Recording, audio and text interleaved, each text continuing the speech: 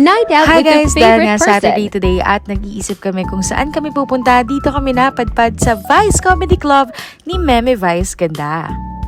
And guess what? Kaya naman pala talagang pinipilahan ang comedy club na ito dahil ambience pa lang ay panalo na.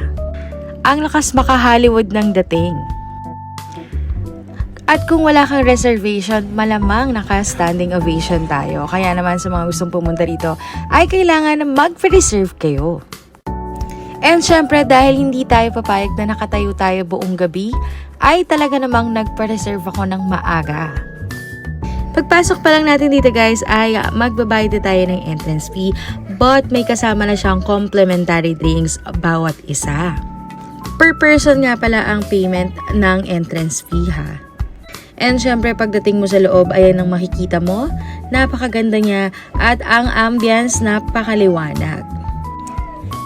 Ayan, yung ipapakita kong chip dito guys, ayan yung ibibigay natin sa waiter for complimentary drinks natin. Pero pwede na rin tayo mag-order kung gutom na kayo. For me, worth it naman lahat ng binayaran namin dito pagpasok namin dahil talagang from beginning until end talagang mapapatawa at mapapahalakha ka.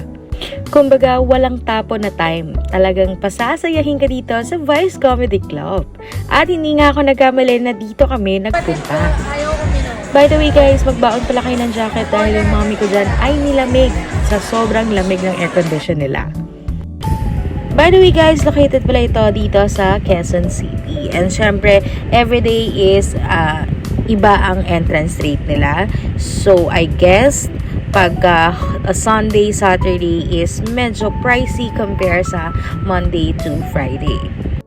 At ang magandang sa bar na to guys ay makikita mo yung mga vloggers and syempre marami ding artista na nanonood dito. And masarap pa ang food. Kaya ano pang hinihintay nyo? Go na!